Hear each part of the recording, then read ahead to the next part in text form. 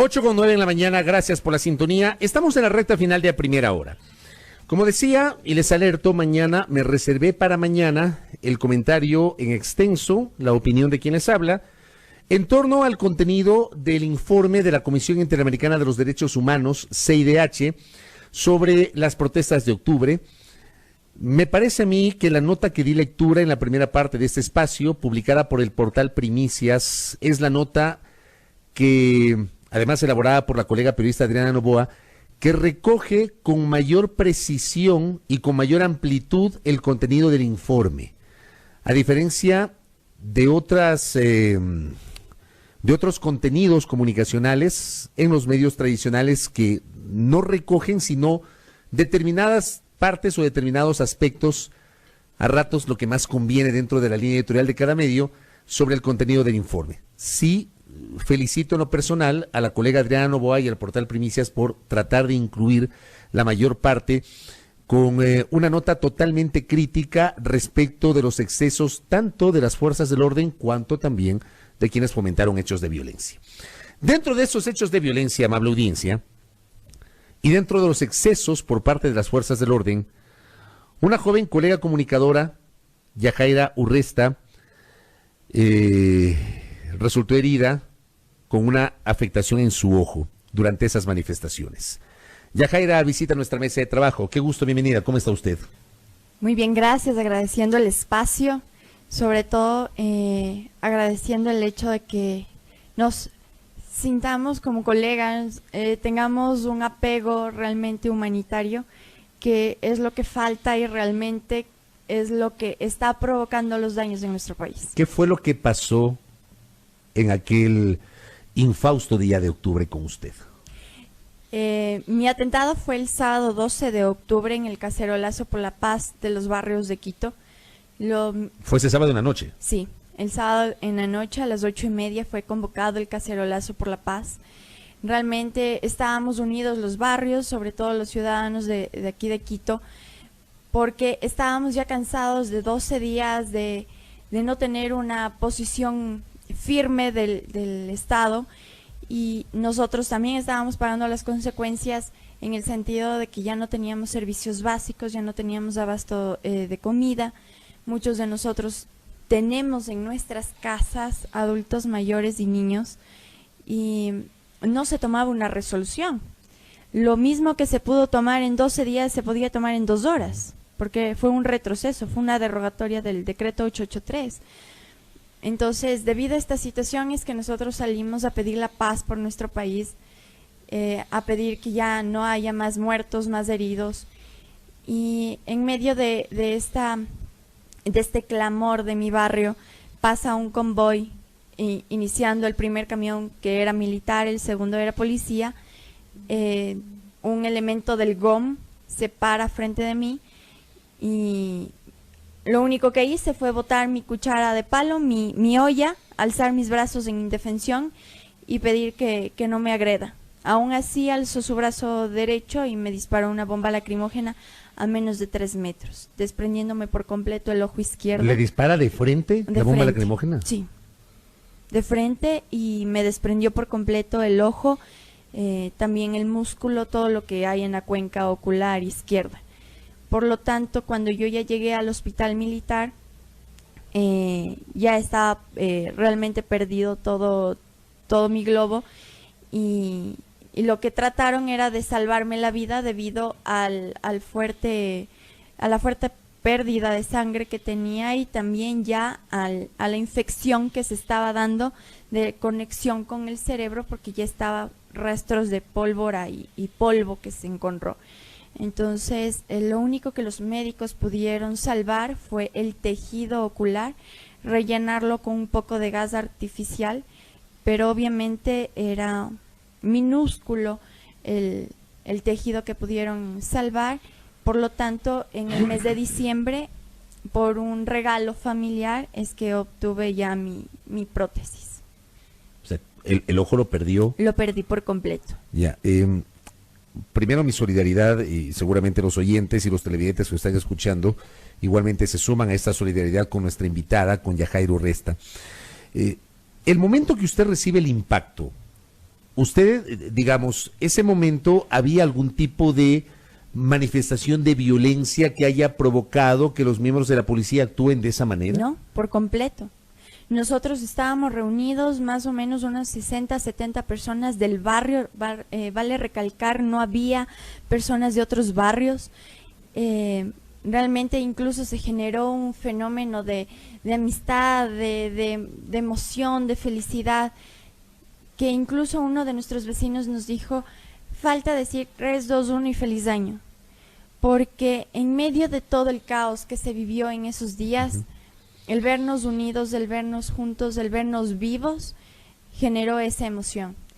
Y aún así, sin que ni siquiera haya un pronunciamiento, una actitud violenta de nosotros, ni tampoco fue, ni ellos tuvieron una predisposición en alertar que iban a disparar. Simplemente cogieron, se pararon y dispararon. O sea, no hubo ni aviso que lo iban a hacer.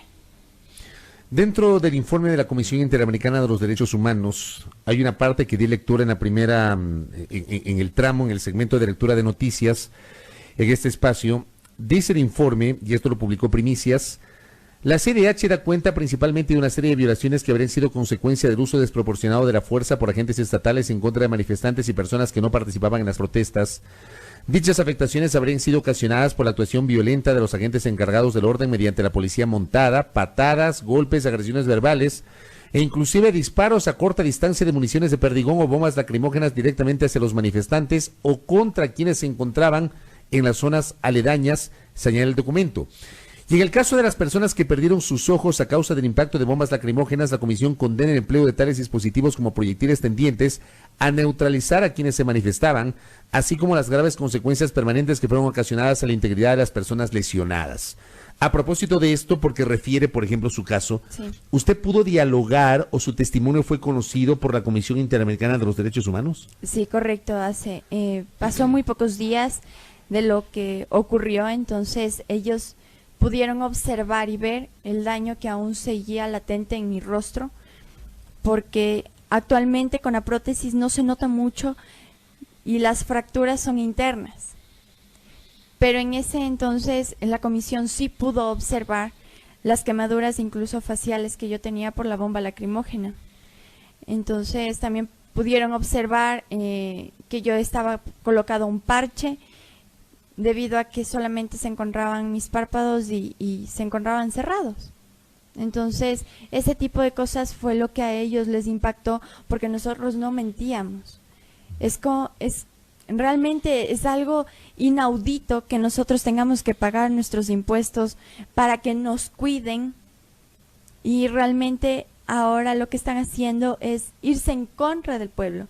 Es tan bien inaudito que hayan llegado al país 8 aviones logísticos para armarse con más vigor, como ellos dicen, con más armamento, con más armas, con trajes más especializados, pero no para combatir el narcotráfico, no para combatir bandas delictivas, sino para combatirnos del pueblo.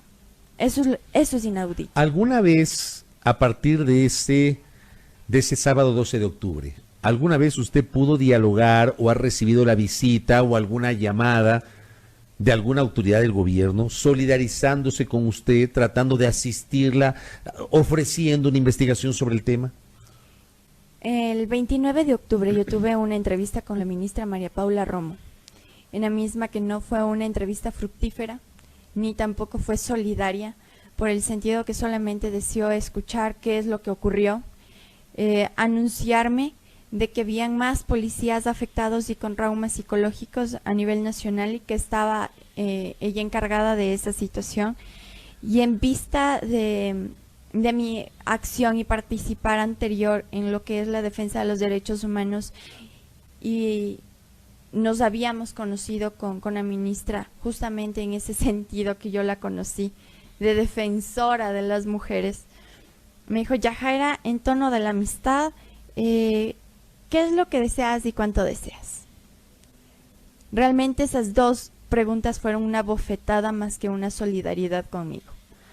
Porque el querer comprar mi silencio, hacía también que yo venda a mis compañeros, venda a mis compatriotas que también perdieron el ojo, y somos muchos.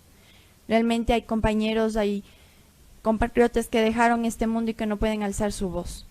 Entonces realmente mi respuesta fue que lo que quiero es un proceso legal, el debido proceso legal, que no tenga mano de ninguna otra injerencia, sino que sea autónomo, y que las responsabilidades que esta investigación dé tenga que dar a quien tenga que dar las responsabilidades. Y si eso recaía sobre ella, pues que recaiga. Cuando usted nos relata que la ministra le dijo esto, ¿cuál fue su reacción? Como 2 minutos de silencio realmente, porque ya le digo, sentí como una bofetada. No me dejó grabar, ni a mi madre tampoco, la entrevista. Incluso se molestó y dijo que si quería hacerlo público o quería hacerlo mediático, haríamos una rueda de prensa. Entonces nos pidió apagar los teléfonos. La única testigo es mi madre y una persona, una mujer que nos identificó, que también estuvo en esa reunión. Es la única autoridad, es el testimonio que usted nos está señalando, menciona a la ministra Romo. ¿Alguna otra autoridad le ha hecho algún tipo de referencia similar? No, realmente no, ni siquiera el Estado, después de mi comparecencia en la Asamblea Nacional y que le mandé un mensaje directo al presidente, ni siquiera después de ello ningún comisionado o ningún delegado del Estado se ha hecho parte en esta situación. Es muy grave lo que nos está contando, muy grave. Realmente nadie. La comisión multipartidista de la Asamblea, ellos han estado al tanto haciéndonos a las diferentes víctimas investigaciones, relatos, y solamente esa comisión fue la que se solidarizó al escuchar todo lo que me pasó.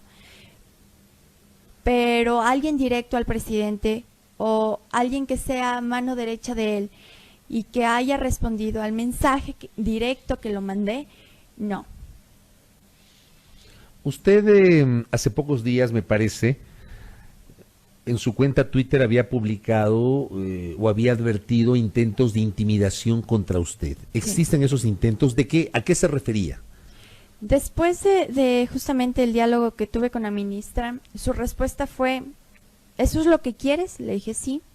Ya no se despidió con beso, solamente me estiró la mano. Salí con mi madre de esa audiencia.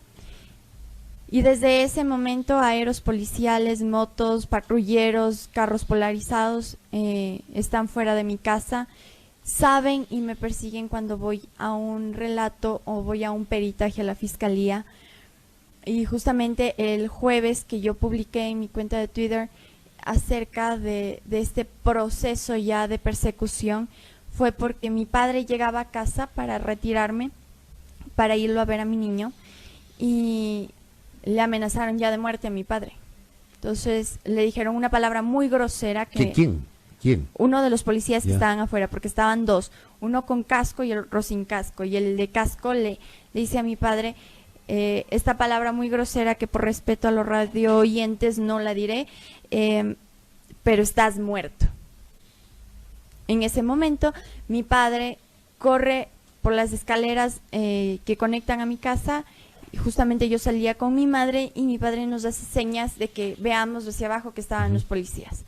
Realmente fue algo descarado porque ellos vieron que sacamos nuestros celulares y les empezamos a tomar fotografías. Se quedaron como 3 minutos que les tomemos fotos, cogieron sus motos, nos sacaron el dedo del medio y se fueron. Entonces, después de eso y después de lo que mi padre nos contó, de lo que él le dijeron, entonces ya es algo frontal. Ya es algo realmente descarado y criminal, el hecho de ya pararse al frente y decirle a mi padre que va a estar muerto. ¿Usted denunció formalmente la agresión de la que fue objeto el 12 de octubre? Sí. ¿Presentó una denuncia? Sí, ya está. ¿Tiene identificado al policía?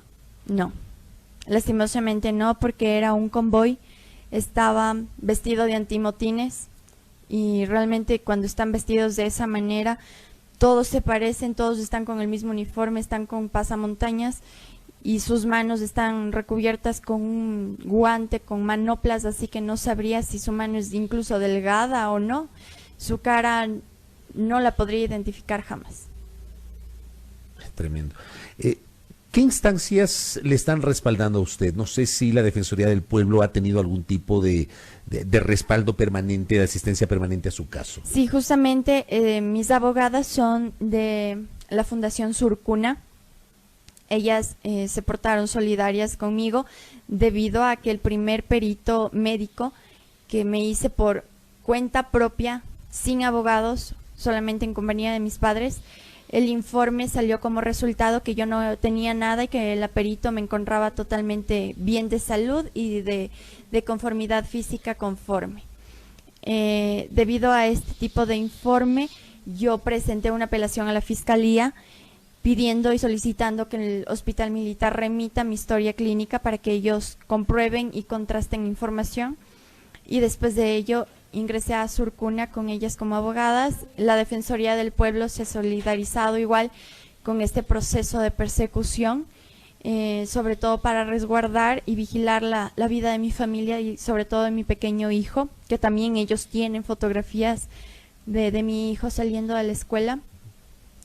Y instancias internacionales como Derechos Humanos y la CIDH.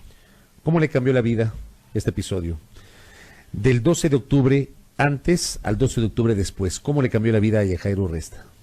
Realmente, y gracias por la pregunta, ahí quiero, y como periodistas y como comunicadores vamos a quedar por acentuado esta situación. El toda una vida del eslogan presidencial, realmente para mí, me cambió el toda una vida.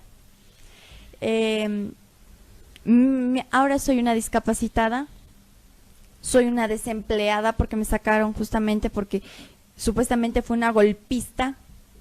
Entonces, por golpista me sacaron del sistema público de empleos.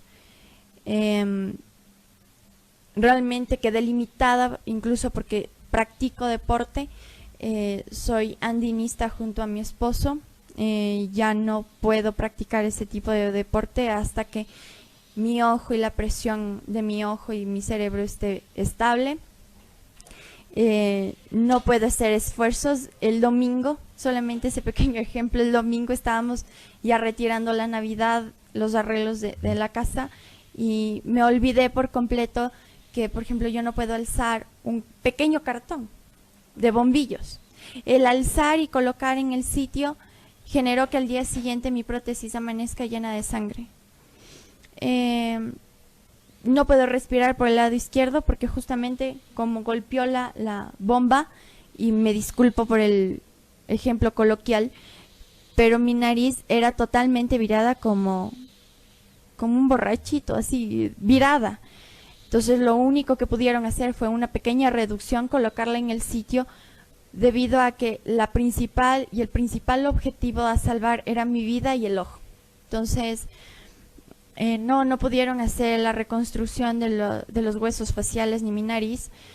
Realmente es limitante, y en el limitante agradezco este espacio. Lo quiero aprovechar para decirle al presidente que ahora sí, él me responda cuál toda una vida. Soy profesional, soy madre, soy joven, he sido incluso modelo. O sea, realmente ahora sí me limitó en mi quehacer diario hasta el estar bien, me limitó incluso la capacidad de respirar tranquila, porque al salir de mi casa sé que un policía me está persiguiendo. Tremendo. Nos quedamos con el testimonio de Yajaira. Nuevamente la solidaridad, algunos oyentes han escrito, igualmente se solidarizan con usted, la solidaridad mía, de nuestro espacio, de nuestro medio, y estamos expectantes de su situación. Realmente me he quedado muy consternado con el relato que usted nos hace. Nuevamente, mucha fuerza para sobrellevar esta situación, Yajaira. Muchas gracias. Gracias por haber venido. Realmente mis últimas palabras, invitarles a todos mis compatriotas, a todos quienes sufrimos en el mes de octubre, el cual nos marcó por completo, que hemos organizado un comité de víctimas del paro, en el cual estamos haciendo un acompañamiento tanto judicial como médico. estamos viendo las posibilidades incluso de ayudar a la gente que como yo necesita una prótesis para que la pueda hacer de una forma más tranquila y menos costosa.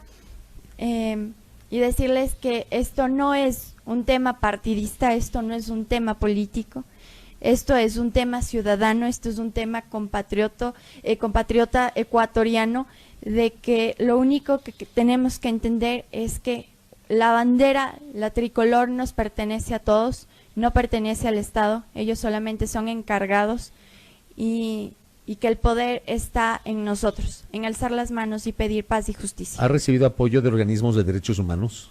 Aparte de la Defensoría del Pueblo, que es un organismo estatal, digamos, ¿otros segmentos de derechos humanos? Sí, justamente en el Comité de Víctimas que estamos, algunos organismos de derechos humanos de países como Argentina, como México, como El Salvador, Colombia también se ha hecho partícipe con nosotros y también nos están acompañando porque esto ya es una instancia internacional de los hechos que pasaron de acuerdo a la estrategia que hicieron de acabar con nosotros en Latinoamérica.